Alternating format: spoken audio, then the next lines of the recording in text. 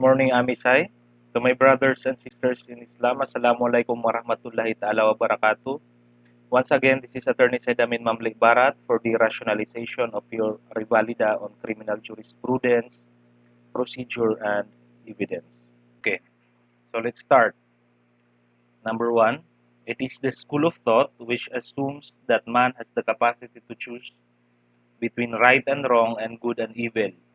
Under this theory, because of the voluntariness of the act or omission of the offender, it is believed that he should be given the penalty that he deserved. So is it letter A, positivist or realistic theory, or letter B, utilitarian theory, letter C, eclectic theory, or letter D, none of the above? The answer is letter D, none of the above. Why is that? It is not positivist or realistic theory because under this theory, man is inherently good, but the offender is socially sick. He is a product not only of biological factors but also of his environment. His thoughts and actions are influenced by his upbringing, social environment, and associations. Here, the purpose of the penalty is reformation. So as you can see, it is different or it is the opposite of the question in number one, which believes that man has the capacity to choose between right and wrong and good and evil. And it also presumes the voluntariness of the act or omission of the offender, meaning it sees the offender as inherently good when he commits a crime. So it is also not utilitarian theory because under this theory, the primary function of criminal law is to protect society not only from actual but also from potential wrongdoers. And neither is it eclectic theory, which combines the good features of both the classical and the positivist theories. None of the above because hindi nakalista sa choices ang classical or juristic theory, which is, once again, the school of thought, which assumes that man has the capacity to choose between right and wrong and good and evil. So, guys, I will not be dealing into the depth of these theories because I believe that these have been thoroughly discussed by your lecturers before. Okay, so number two, which of these circumstances is or are not justifying? Number one, sufficient provocation. Number two, fulfillment of duty. Number three, obedience to superior order. Number four, state of necessity. So the choices are letter A, one only, meaning sufficient provocation. Letter B, 2 and 3, meaning fulfillment of duty and obedience to superior order. And letter C, 3 and 4, obedience to superior order and state of necessity. And letter D, none. So, ano yung sagot nyo? The answer is one only, sufficient provocation. Bakit nga ba? Okay, so under Article 11 of the Revised Penal Code, these are the justifying circumstances. Number one, anyone who acts in defense of his person or rights. So ito yung tinatawag natin na self-defense.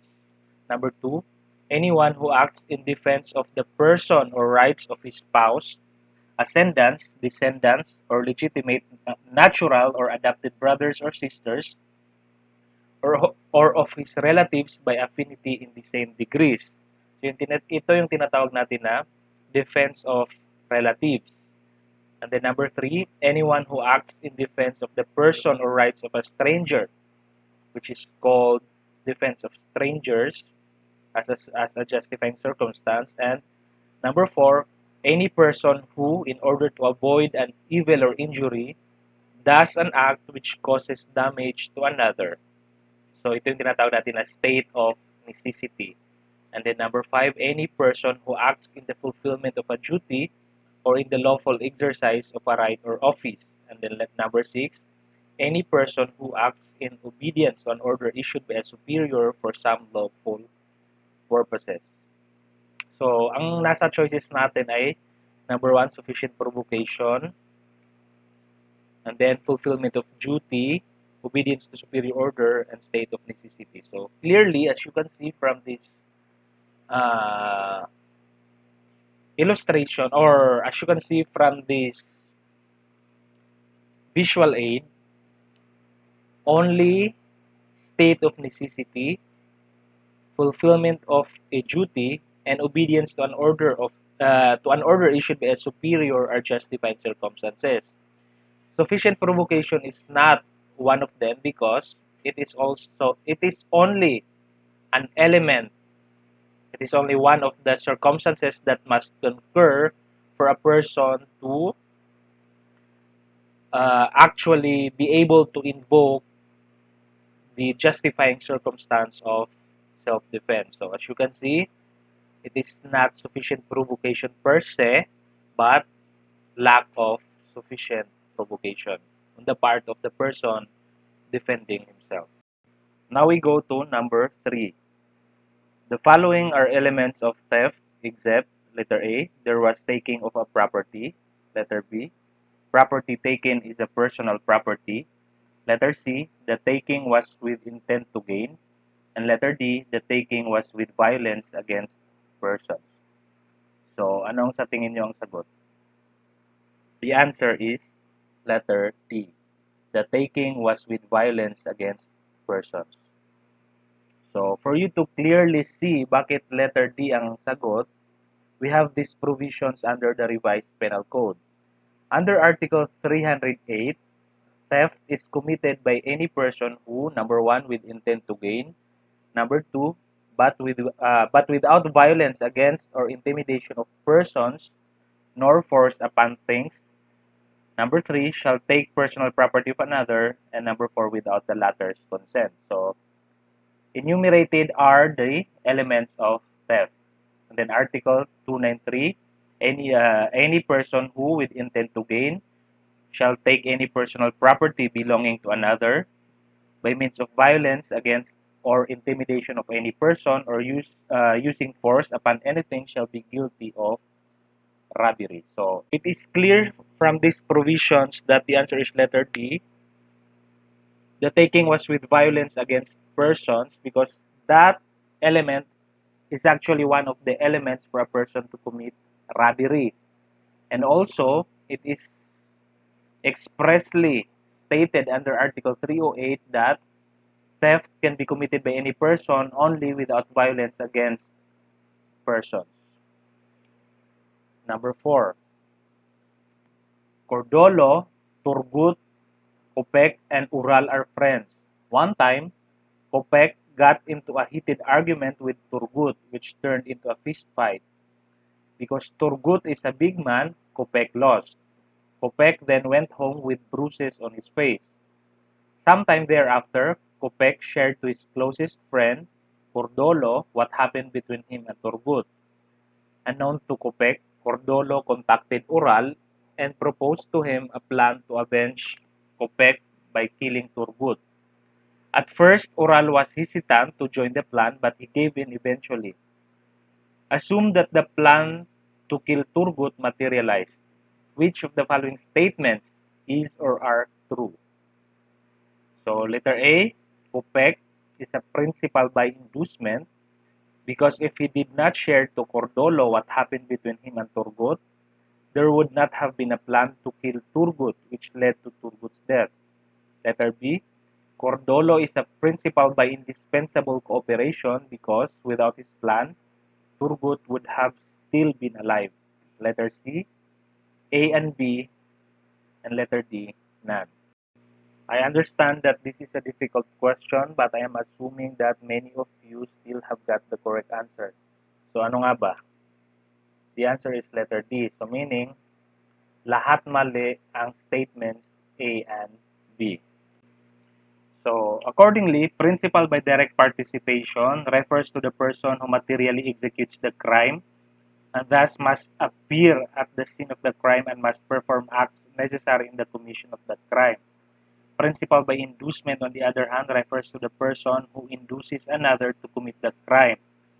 His utterances must be of such a nature and made in such a manner as to become the determining cause of the crime.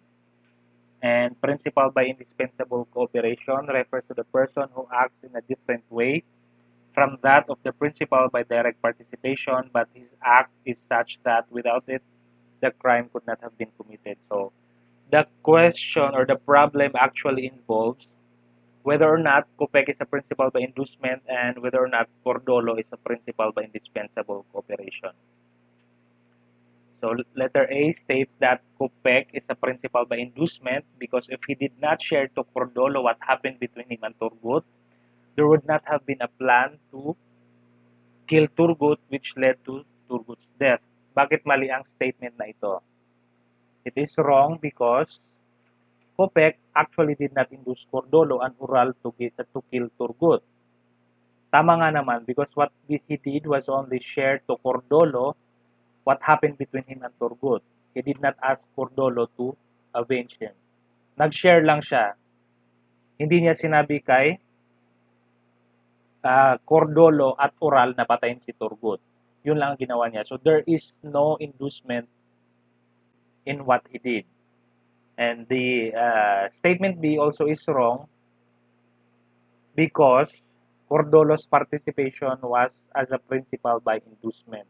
So actually, itong si Cordolo ang principal by inducement because as you can see, it is Cordolo who contacted Ural and proposed to him a plan to avenge Kopek by killing Turgut. So siya talaga ang principal by inducement. Okay, number 5. It is a form of entrapment which has been accepted as a valid means of arresting violators of the anti-drugs law even in the absence of an arrest warrant. So what do you think is the correct answer? Is it letter A, test by operation? Or letter B, bypass operation? Letter C, both A and B? And letter D, none. The answer is letter B, bypass operation. It is not a test by operation because a test by operation is a police operation conducted prior to the bypass operation to verify confidential information regarding an alleged violation of the RA 9165. So here, no arrest is made upon the person of the suspect. So parang ano lang, yung ginagawa lang dito sa test by operation are conducting surveillance and just to confirm or verify the confidential information that has been given by the confidential informant. Number 6, it is the stage where the accused in a criminal case is, for the first time, granted the opportunity to know the precise charge that confronts him. So the choices are letter A, arraignment, letter B, preliminary investigation, letter C, trial, letter D, pre-trial. The answer is A, arraignment. So bakit nga ba arraignment ang sagot at hindi itong other choices? So we can see that the question mentioned of a criminal case, meaning meron ng kasong naisampa sa korte. So definitely, it is not preliminary investigation, the stage where the case is still at the level of the prosecutor. It is not also trial because trial is the stage where the prosecution and the defense present their respective witness or witnesses to advance their case and submit their piece or pieces of documentary or object evidence. Because the question talked about informing the accused for the first time of the nature of his case. And sa trial, nag-umpisa ng mag-present ang kanya-kanyang kampo ng kanilang mga ebidensya. And it is also not pre-trial where the prosecution and the defense discuss on the following matters such as plea bargaining, stipulation of facts, marking for identification of evidence, waiver of objects admissibility of evidence, modification of the order of trial if the accused admits the charge but interposes a lawful defense, and such matters as will promote a fair and expeditious trial of the criminal and civil aspects of the case. So, kung i-arrange natin itong mga steps na ito, ang pinakamauna dito is preliminary investigation. So, dyan yung magpa-file ng complaint ang complainant, tapos sasagot naman through his counter affidavit ang respondent or the person complained of. Pagkatapos ng preliminary investigation, pag naipasa na ng fiscal's office ang files sa court where the person is charged with a crime through information, ang next na schedule ng kaso is for the arraignment. So, arraignment, babasahin dyan yung information, ipapaalam sa accused kung ano ang nature ng kanyang kaso. After arraignment, papasok yung tatanungin siya whether or not he pleads guilty. And then, yung pre-trial and trial ng kaso. Okay, number 7. The following ground or grounds upon filing of a proper motion may result in the release of the accused from detention except letter A, that the information does not conform substantially to the prescribed form. Letter B, that the evidence of the prosecution is insufficient to convict the accused. Letter C, both A and B. And letter D, none of the above. So, saan ang correct answer dyan? Is it letter A, or letter B, or letter C, or letter D? The answer is both A and B. Okay, so yung letter A kanina is actually a ground for a motion to quash under Section 3. And yung letter B, insufficiency of evidence, is a ground for a motion to dismiss based on demurrer to evidence. So, itong motions na ito, yung motion to quash and motion to dismiss, when granted by the court, will result in the release of the accused from detention because, of course, in the case of motion to quash, wala nang information. So, pag wala nang information, necessarily, there is no more reason for the accused to be held in detention. And just the same, pag nag-grant yung motion to dismiss, wala na rin kaso. So, dapat ma-release na yung accused from detention. Number 8, the investigating prosecutor needs to establish this to warrant his filing of a criminal case in court. So, this one actually refers to preliminary investigation stage. So, ano nga ba yung kinakailangan ng investigating prosecutor? Ano yung kailangan niyang makita based on the complaint and the counter affidavit para makapag-file siya ng case or information sa court? So, is it letter A, proof beyond reasonable doubt? Letter B, substantial evidence? Letter C, existence of probable cause? And letter D, preponderance of evidence. So, yung during your exam, ang nakalagay na sagot is letter A, proof beyond reasonable doubt. That is actually not the answer. The answer is letter C, existence of probable cause. Why is that? Proof beyond reasonable doubt is that degree of proof which, excluding the possibility of error, produces moral certainty. This applied in criminal cases. So, gaya ng sinabi ko kanina, when the case is still at the level of the prosecutor, wala pang filed na kaso sa court. So, since proof beyond reasonable doubt is the quantum of proof in criminal cases, of course, hindi ito ang sagot sa tanong.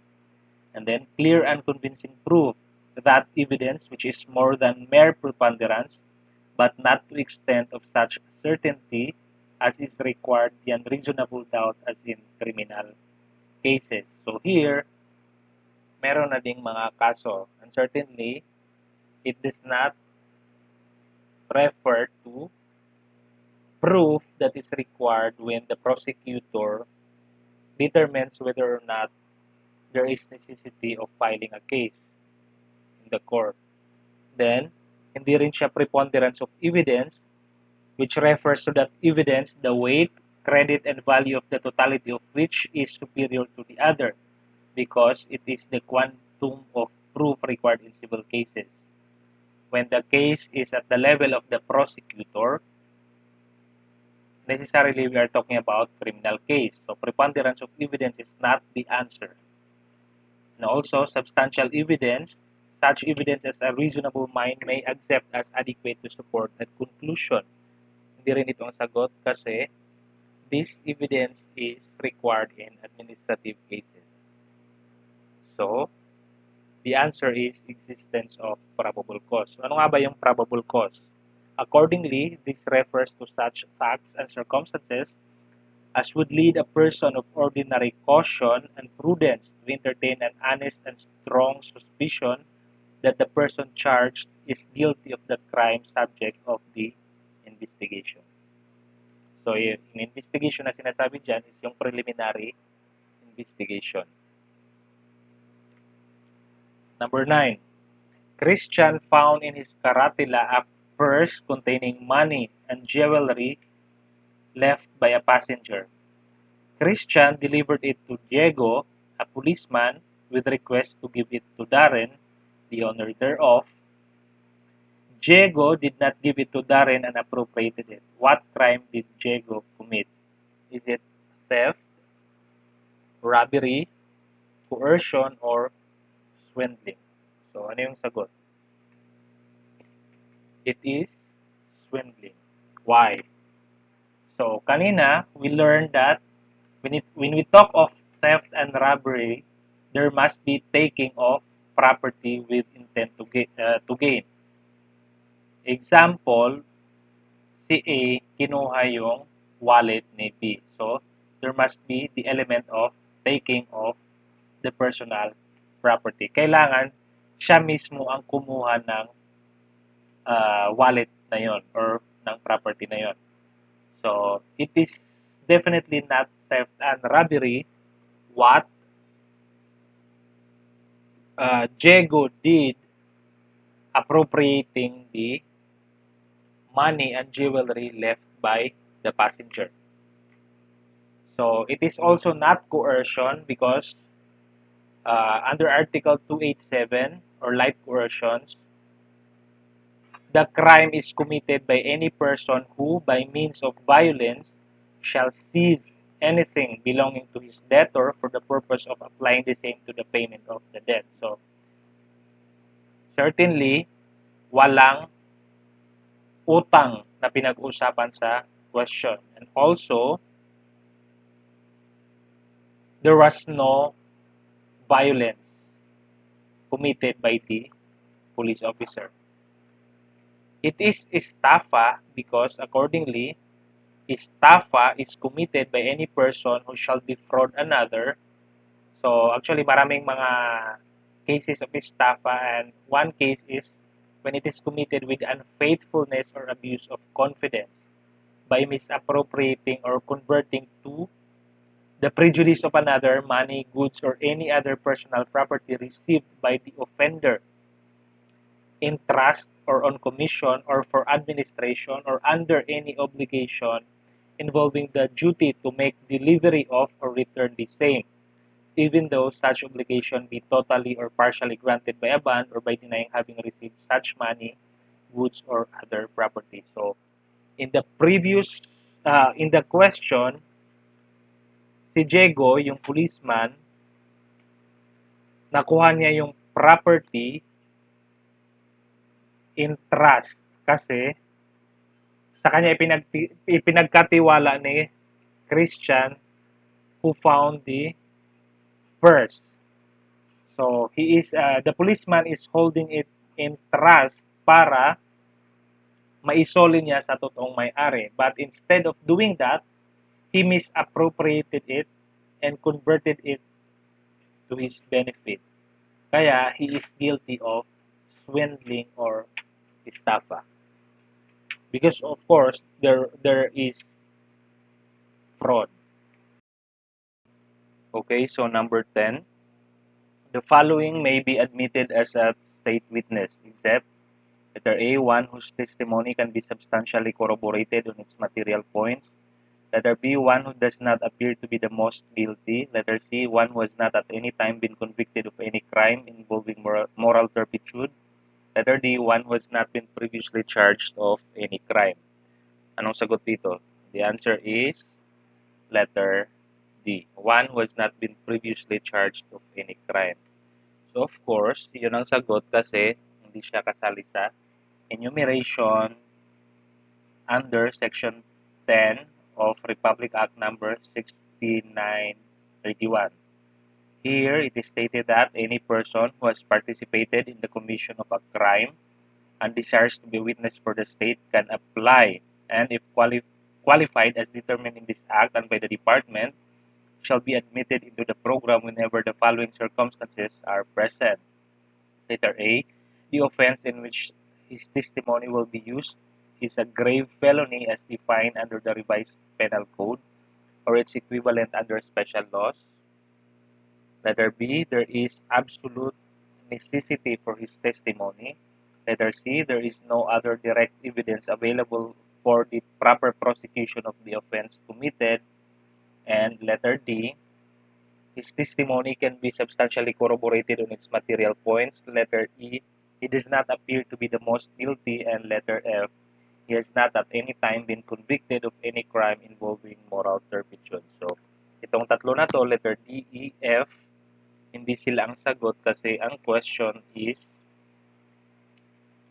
the following may be admitted as a state witness except. So, ang hinahanap ng question ay yung hindi kasali sa circumstances na kailangang present isang tao para siya ay maging state witness. Okay, number 11. On March 12, 2008, Mabini was charged with murder for fatally stabbing Emilio.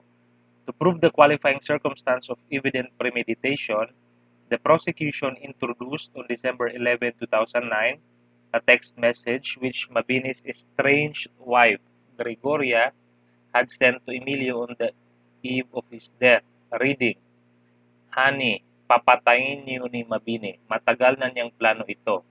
Mag-ingat kayo baka matsugi ka." A subpoena ad testificandum was served on Gregoria for her to be presented for the purpose of identifying her cell phone and text message. Mabini can object to the presentation of Gregoria on the ground of letter A, filial privilege, letter B, marital disqualification rule, letter C, marital privilege, and letter D, all of the above. So, of course, the answer is letter B, marital disqualification rule. So, I understand it is also a difficult question, but if you will read the problem very carefully, actually magkakaroon ka ng hint kung ano yung tamang sagot. So, before explaining ano yung mga hints na yon na nasa question na ito or problem, let us define or see kung ano nga bang kaibahan ng tatlong ito, filial privilege, marital disqualification rule, and marital privilege.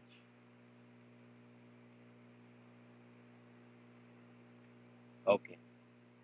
So, accordingly, parental and filial privilege is a rule that states that no person may be compelled to testify against his parents, other direct ascendants, children, or other direct descendants. So, pag sinabi mo daw na filial privilege, it talks about the parents and other direct ascendants and children or other direct ascendants. So, yung nasa question is about Mabini and his estranged wife. So, of course, hindi naman sila mag-ina. So, definitely, filial privilege is not the answer.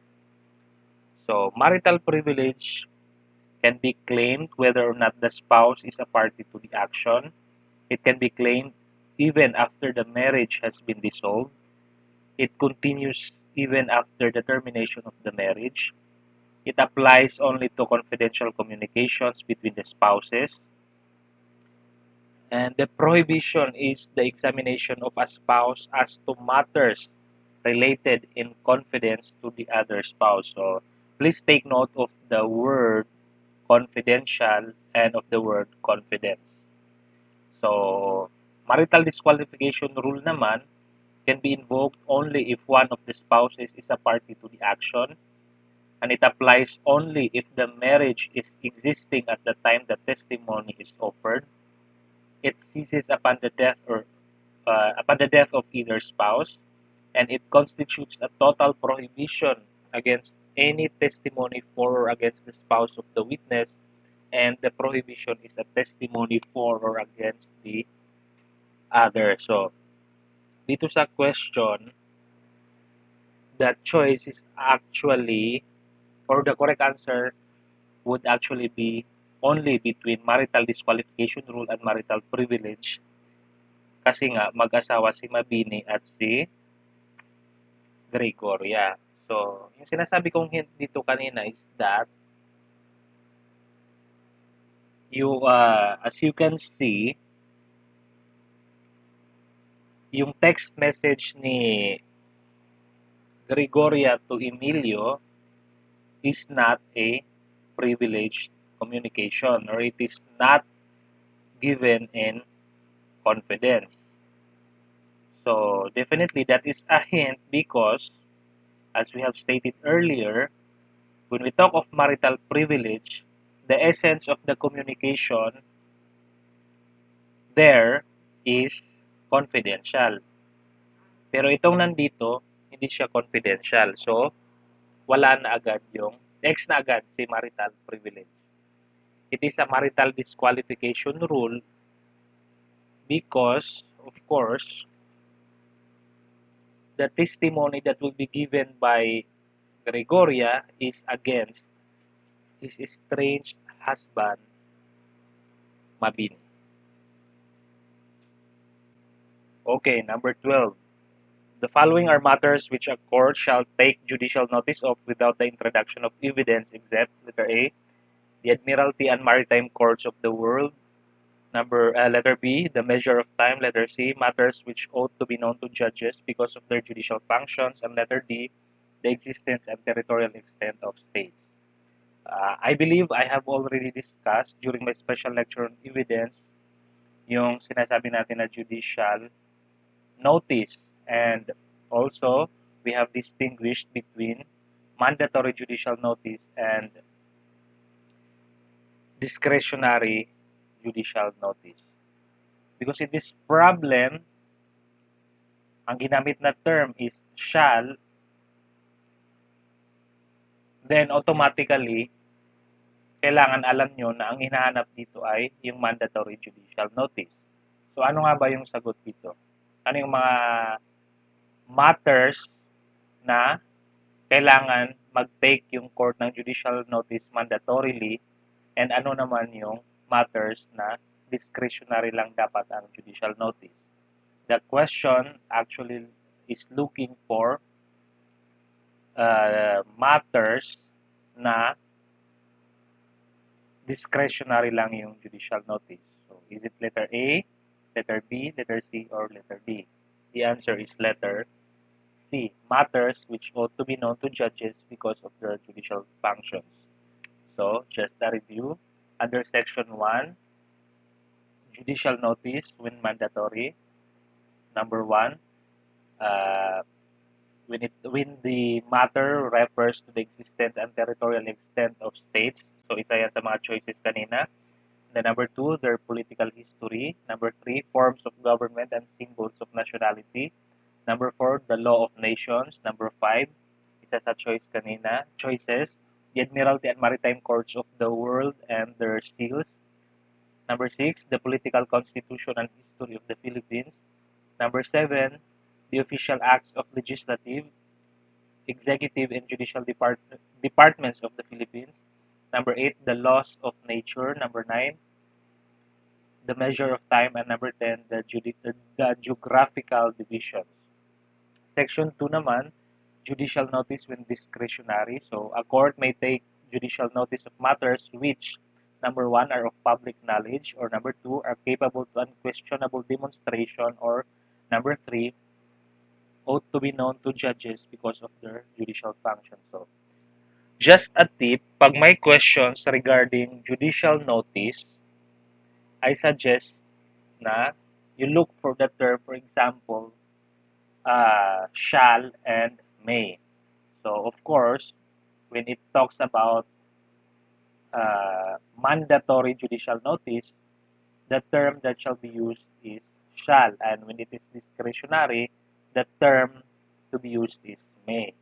So, dahil marami yung enumeration under mandatory judicial notice, I suggest baka pwede niyong i-memorize na lang itong tatlo under discretionary judicial notice.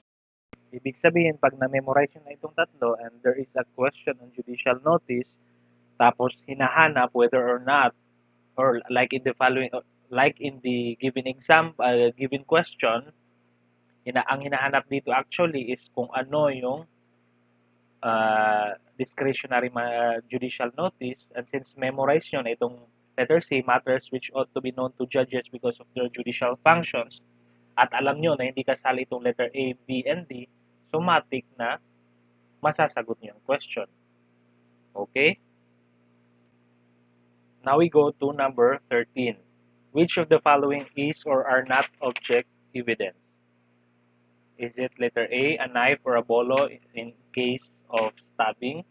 Letter B, drugs in case of violation of RA 9165. Letter C, an authorized deed of sale offered to prove the fact of its existence. Or letter D, none, because all three are object evidence. The answer is none. All three are object evidence.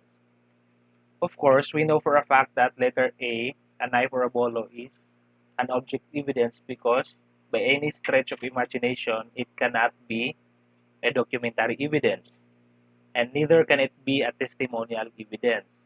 Letter B, drugs in case of violation of RA 9165, likewise, cannot be a documentary evidence or a testimonial evidence. Klarong-klaro yan. Letter C, an authorized deed of sale offered to prove the fact of its existence.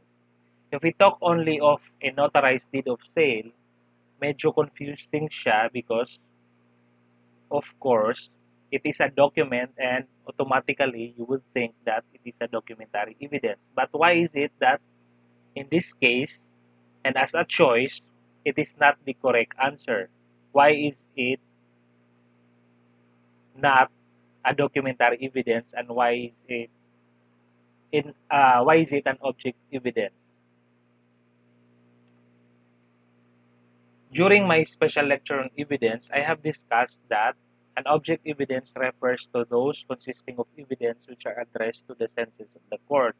And I have also discussed about the documentary evidence. So I said that a documentary evidence consists of writings or any material containing letters, words, numbers, figures, symbols, or other modes of written expressions. But that is not the only thing that you have to remember when you talk of documentary evidence. Another element is that it should have been, or it must be, offered as proof of their content. So, in this question, yung notarized deed of sale is not an object evidence, but instead, it is an object evidence like letter A and B because it is proved, or it is offered not to prove its contents but only the fact of its existence. So, definitely, hindi siya documentary, but instead an object evidence. Okay, number 14, under this rule, when the terms of an agreement have been reduced to writing, It is considered as containing all the terms agreed upon, and there can be between the parties and their successors in interest no evidence of such terms other than the contents of the written agreement. What is this rule? Is it best evidence rule, parole evidence rule, hearsay rule, or none of the above? The answer is parole evidence rule. I'm not sure if I have discussed these kinds of rules during my special lecture on evidence, but when we actually talk about parole evidence, the issue is between the terms or the contents of the written agreement and such other agreements which are alleged by the other party to such contract or agreement to be existing between them. So when this happens in a certain case, under the parole evidence rule, ang i-consider lang na evidence kung ano man yung napagkasunduan nila, kung ano yung napag-usapan nila sa contract ay yung contract mismo. So hindi na i-consider yung ibang mga sinasabi ng isang party, for example, that is pushing for the court to admit, for example, testimonial evidence on other matters that are supposedly or that were supposedly agreed upon between them. So that is the essence of parole evidence rule. Of course, it is subject to exceptions, but we will not talk about it. So, hindi siya best evidence rule or primary evidence rule, original document rule, or contents of original writing rule because under this rule, when the subject of inquiry is the contents of a document, no evidence shall be admissible other than the original document itself. So essentially, ang issue under the best evidence rule is whether or not the document that is being presented or that document that has been offered to establish its contents is whether or not such document is original. So dito, pag ang issue ay ganon, original and photocopy, ang i-consider lang ng court as a rule ay yung original document. So, of course, definitely, it is not a hearsay rule because the question talks about terms of an agreement, and hearsay rule refers to the rule which states that a witness can testify only to those facts which he knows of his personal knowledge or those which are derived from his own perception. So, hearsay rule talks about testimonial evidence or testimonies of witnesses and not about documents. Okay, number 15. The following are exceptions to the hearsay rule, except letter A, dying declaration, letter B, declaration against interest, letter C, admission by co-partner or agent, and letter D, all of the above.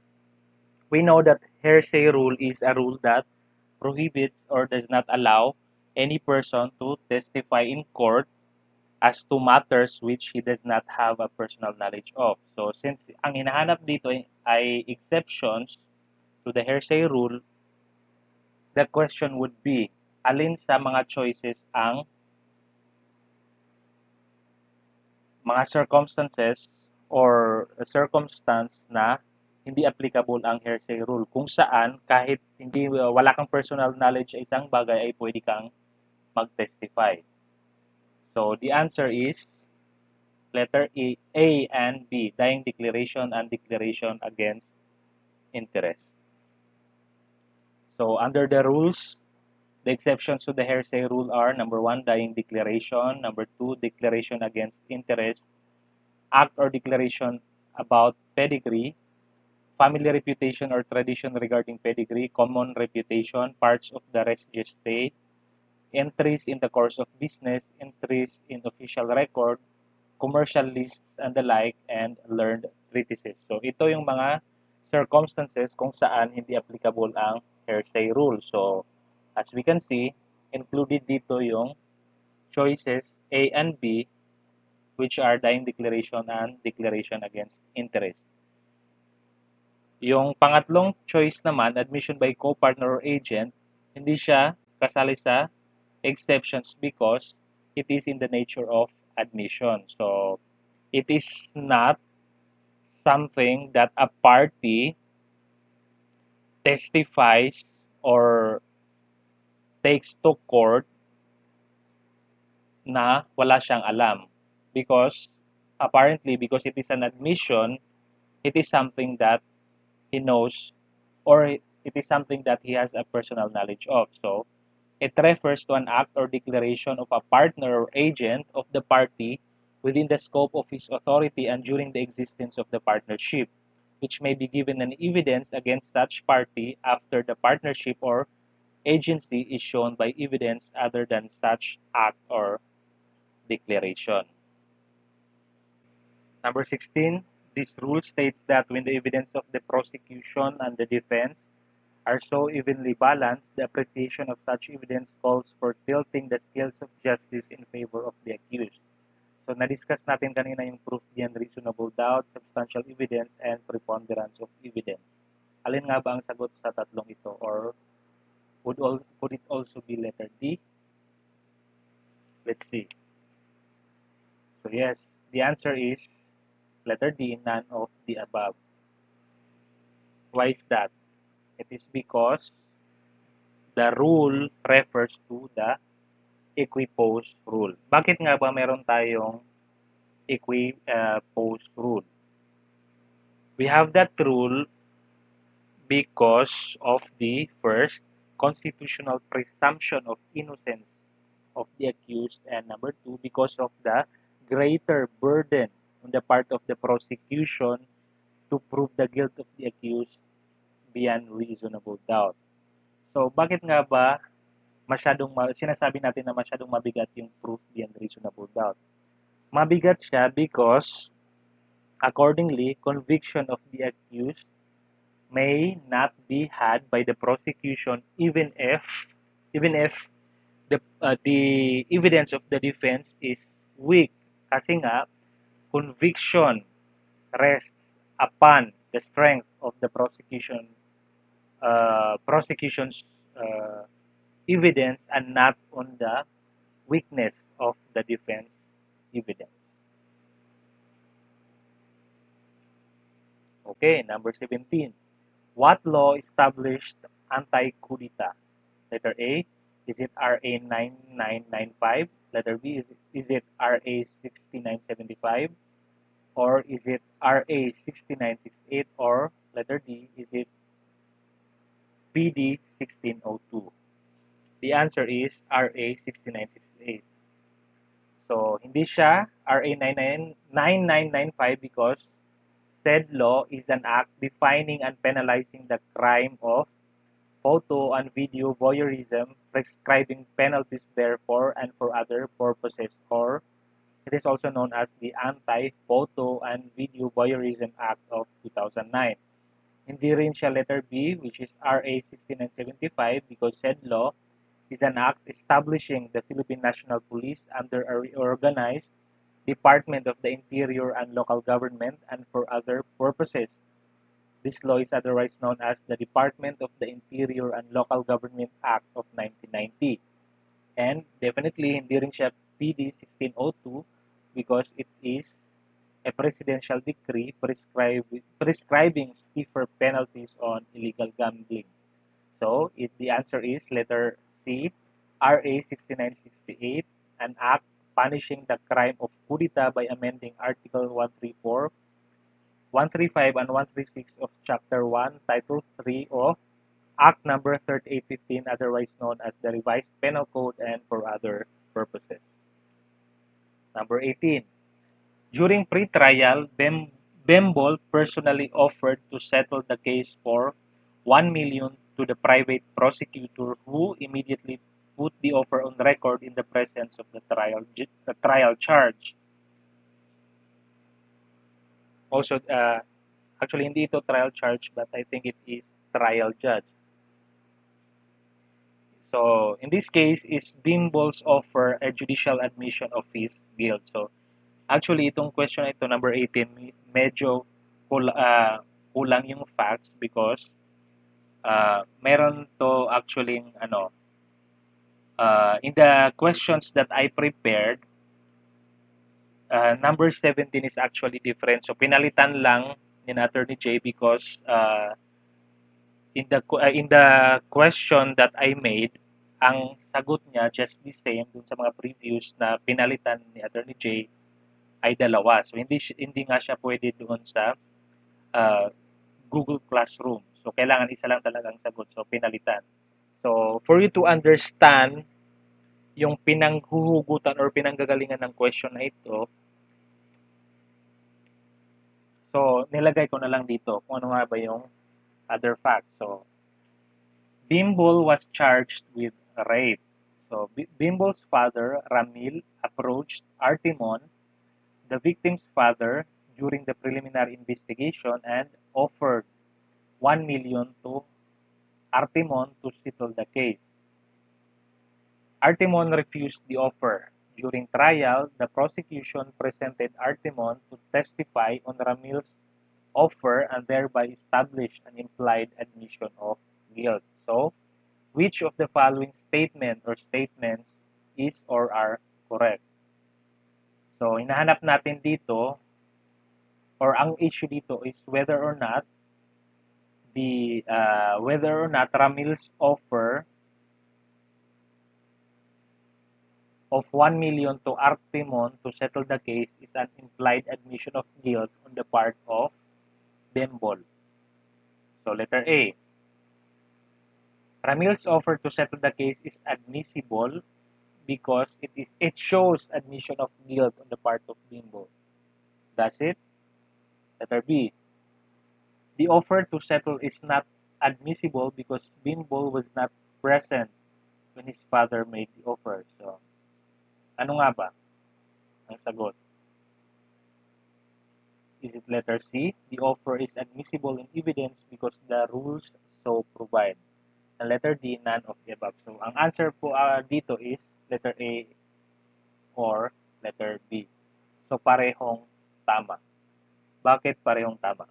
First view, according to People versus Budoy, 250 Scratch 676 1995, no. No implied admission of guilt can be drawn from efforts to settle a criminal case out of court where the accused had no participation in such negotiation.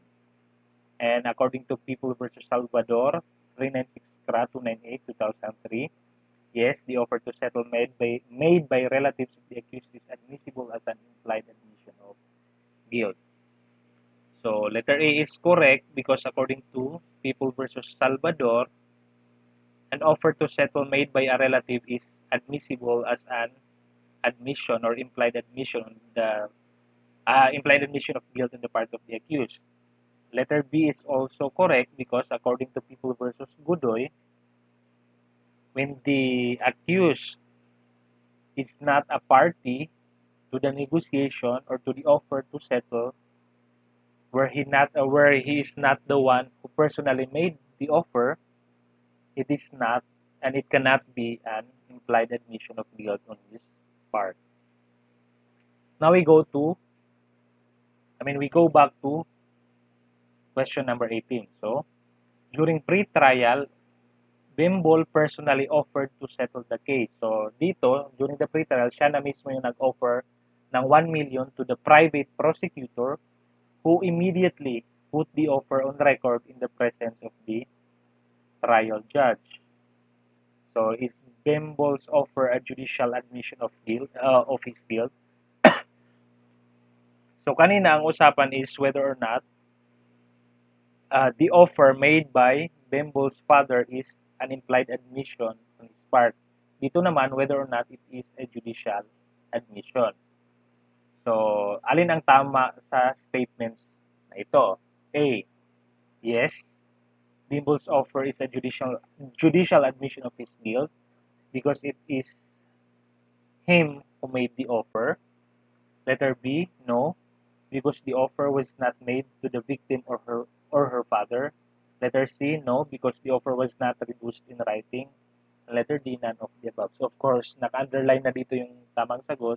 It is letter C. The offer is not a judicial admission of his guilt because it was not reduced in writing. So, na-mention kanina na pinasabi lang or nag-manifest lang, for example, yung private prosecutor na mayroong offer to settle which was accepted. So, walang separate agreement kung saan pumirma yung both parties to settle. So, dalawang bagay ang titingnan natin actually. So, we have to look on the rules on evidence and the rules of civil procedure. So, under the rules on evidence, a judicial admission is an admission, verbal or written, made by the party in the course of the proceedings in the same case. Under the rules of civil procedure, all agreements or admissions made or entered during the pre-trial conference shall be reduced in writing and signed by the accused and counsel, otherwise they cannot be used against the accused. So in the problem, we talked about Bimble's offer during the pre-trial. So a pre-trial under the rules on evidence or under the rules generally is a stage in the course of the proceedings of a case. So when the admission is made in any of the course of the proceedings in the case, it is a judicial admission as distinguished from extrajudicial admission. Since during the pre-trial, the offer was not reduced in writing, then it cannot be a valid judicial admission. Number 19. In what instance or instances a warrantless arrest is or are not allowed? So, letter A, is it in flagrante delicto arrest? Letter B, hot pursuit operation. Letter C, implementation of a search warrant. And letter D, all of the above. The answer is implementation of a search warrant. So, why? Because wala siya sa enumeration under the rules. So, in the rules, what are enumerated are the following. Number 1, when in the presence of the peace officer, the person to be arrested has committed, is actually committing or is attempting to commit an offense. So, this is sometimes referred to as the in flagrante delicto arrest. And number 2, when an offense has just been committed and the peace officer has probable cause to believe, based on personal knowledge of facts or circumstances, that the person to be arrested committed it. So it is sometimes referred to as the hot pursuit doctrine. And number 3, when the person to be arrested is a prisoner who has escaped from a penal establishment or place where he is serving final judgment or temporarily confined while his case is pending or has escaped while being transferred from one confinement to another. Number 20, while Carlos was approaching his car, he saw it being driven away by Paulo, a thief. Carlos tried to stop Paulo by shouting at him, but Paulo ignored him.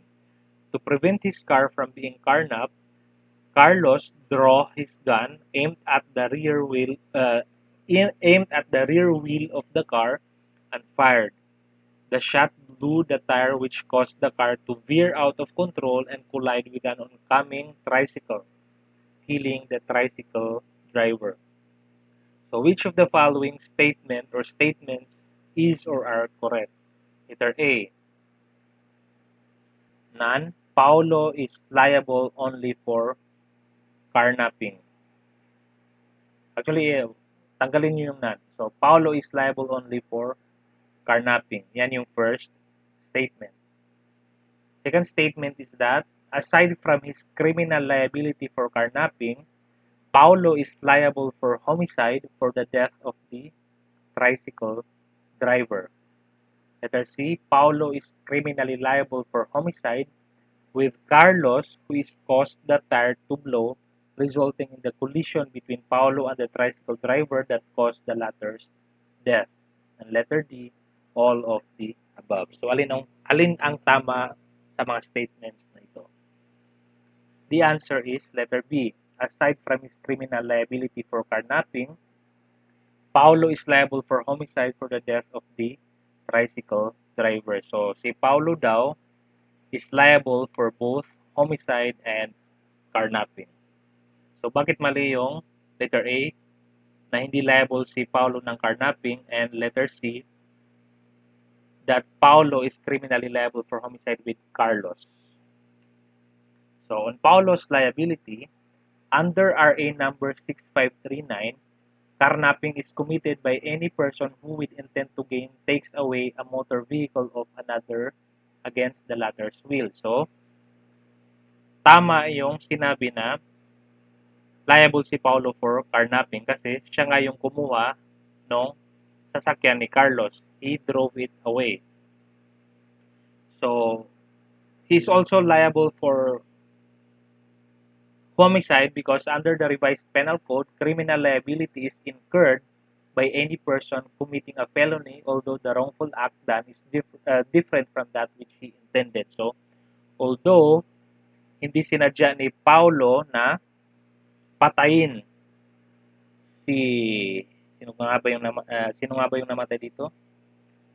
To prevent this car from Carlos Roystan, yung tricycle driver, kahit hindi niya sinadya na patayin yung tricycle driver because he was committing a felony, so nag-carnap siya, and it resulted to the death of Paulo because of also of other circumstances. Namatay ang biktima. So, he is still liable for homicide. So, on Carlos' liability, under the revised penal code, felonies are committed not only by means of deceit but also by means of fault. So, sinabi natin hindi guilty si Carlos because walang deceit or fault on his part. Accordingly, there is deceit when the act is performed with deliberate intent, and there is fault when the wrongful act results from imprudence, negligence, lack of foresight, or lack of skill. Again, hindi siya guilty kasi when he was trying to get the car from Paulo, when he drew his gun, he was not doing it for anything but to protect his right over his car. So, there was no deliberate intent on his part to do what was, or to, there was no deliberate intent on his part to kill the tricycle driver. And there was also no imprudence, negligence, lack of foresight, or lack of skill. Number 21. The following persons may be liable for inciting to sedition except letter A, one who utters seditious words, speeches, or circulates scurrilous libels against the government of the Philippines. Letter B, one who steers people to go against lawful authorities or disturbs the peace and public order of the community. Letter C, one who conceals any of the above evil practices, and letter D, all of the above. So, saan dyan ang tamang sagot? The answer is, one who conceals any of the above evil practices may not be liable for inciting to sedition. Why? So, under the revised penal code, inciting to sedition is committed by any person who, without taking any direct part in the crime of sedition, should incite others to the accomplishment of any of the acts which constitute sedition by means of speeches, proclamations, writings, emblems, cartoons, banners, or other representations tending to the same end, who shall utter seditious words or speeches, write, publish, or circulate scurrilous libels. So, andito ito sa choices against the Republic of the Philippines or any of the duly constituted authorities thereof, or which tend to disturb or obstruct any lawful officer in executing the functions of his office, or which tend to instigate others to cabal and meet together for unlawful purposes, or, so andito ito sa choices din, which suggest or incite people against the lawful authorities or to disturb the peace of the community, the safety and order of the government, or lastly, who shall knowingly conceal such evil practices. So, kung mapapansin nyo, yung sa letter C, actually, walang knowingly. So, it means that you will only be guilty of inciting to sedition if you knowingly conceal the evil practices that have been enumerated. If you only conceal it, like without knowing that the persons are already committing inciting to sedition, wala kang kaalam-alam sa mga pinagagawa nila, and hindi mo lang nasabi, that is a concealment without knowledge of those acts. So, you may not be guilty of inciting to sedition. So, tandaan nyo ang pinaka-importanting element na yan. Yung knowledge on your part of the evil practices. So, number 22, one was convicted by the regional trial court of a crime and was sentenced to suffer the penalty of imprisonment for a minimum of 8 years. He appealed both his conviction and the penalty imposed upon him to the Court of Appeals. The Court of Appeals sustained Juan's conviction but reduced his sentence to a penalty of 4 years and 8 months imprisonment. Which of the following statement or statements is or are correct? Letter A. Juan may apply for probation because the reduced penalty is one which is probationable. Letter B. Juan can no longer apply for probation because the RTC judge who decided his case will get mad because Juan previously appealed the judge's decision. Letter C. Juan may apply for probation because it is his right to do so. And letter B. None. So ano yung tamang sagot? The answer is none. Why? So, under Section 4 of PD 968 as amended by RA number 10707, no application for probation shall be entertained or granted if the defendant has perfected the appeal from the judgment of conviction. So, it is as simple as that. Pag natapos yung kaso mo, tapos probationable yung penalty na na-sentence sa'yo, pwede kang mag-probation as a rule. But, if you did not apply for probation right away, and instead, nag-appeal ka from the judgment of conviction, you will no longer be allowed to apply for probation. So, yes, Juan can no longer apply for probation.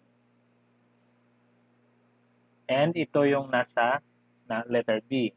But it is still wrong because iba yung justification. Ang nakalagay dito, because the RTC judge who decided his case will get mad because Juan previously appealed the judge's decision. Of course, that is not the correct answer. So, it is still wrong.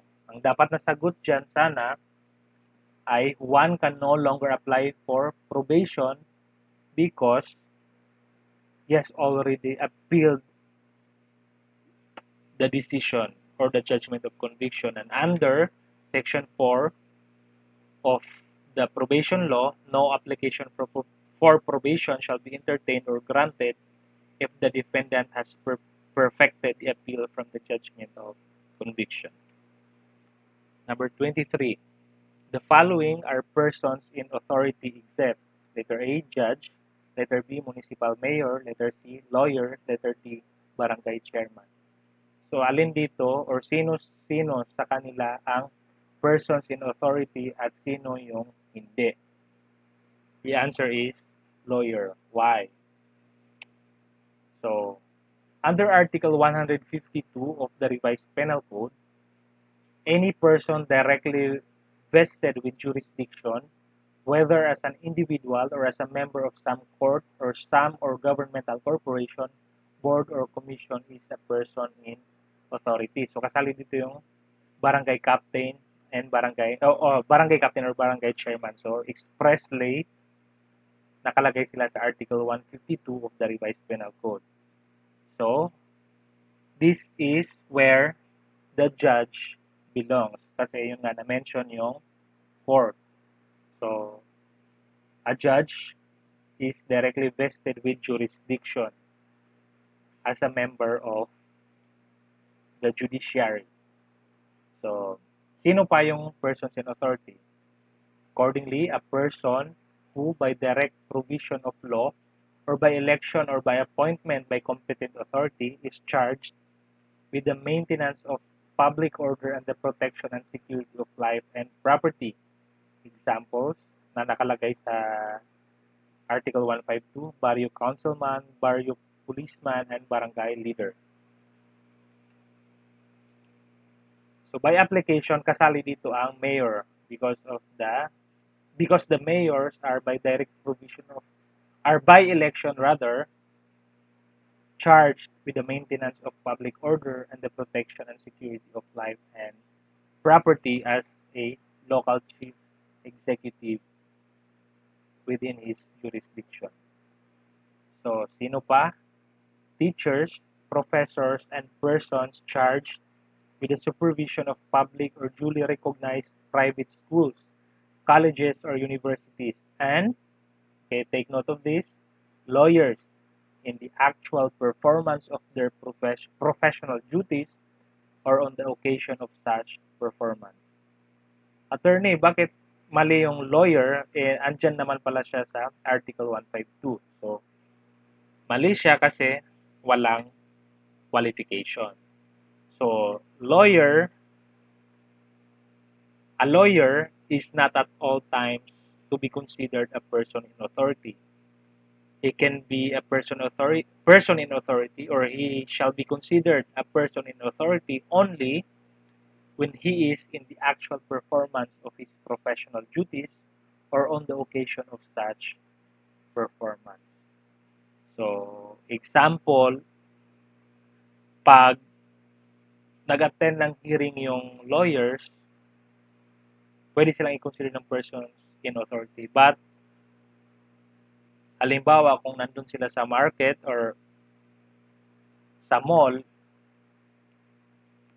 just enjoying the day, for example, hindi sila considered as person in authority. Number 24, the indeterminate sentence law does not apply to the following except, letter A, those whose maximum term of imprisonment does not exceed 1 year. Letter B, those convicted of piracy. Letter C, persons convicted of offenses punished with death penalty or life imprisonment. And letter D, those who have been convicted of a crime twice. Ano yung sagot nyo dito? The answer is letter D, those who have been convicted of a crime twice. Why? Because letter A, B, and C are enumerated in Act number 4103 as amended na instances where indeterminate sentence law is not applicable. So number 1, those sentenced to death, penalty, or life imprisonment. Number 2, those convicted of treason or conspiracy or proposal to commit treason. Number 3, those convicted of misprision of treason, rebellion, sedition, or espionage. Number 4, those convicted of piracy. Number 5, those who are habitual delinquents. Number 6, those who have escaped from confinement or evaded sentence. Number 7, those granted with conditional pardon by the President but violated the terms thereof. Number 8, those whose maximum term of imprisonment does not exceed 1 year. Number 9, those who, upon approval of the law, that was on December 5, 1933, had been sentenced by final judgment. Number 10, those sentenced to the penalty of destierro or suspension. So clearly, hindi kasali doon yung those who have been convicted of a crime twice. So if that is your case, as an accused or as a person who have been sentenced guilty, indeterminate sentence law will apply. This is a principle which states that Philippine criminal laws are binding upon all persons who live or sojourn in Philippine territory, subject to exception. So, I am sure na-discuss na ito sa inyo at nabasa na rin nyo ito ng maraming beses. So, alam na alam nyo ito. Letter A, is it the generality principle? Or letter B, is it the prospectivity principle? Letter C, retroactivity principle. Letter D, territoriality principle. The answer is generality. So it is not prospectivity, wherein the law does not have any retroactive effect, or retroactive effect, yung kabaligtaran ng, retroactivity, yung kabaligtaran ng prospectivity, and certainly it is also not territoriality, where the law is binding upon all crimes committed within the national territory of the Philippines.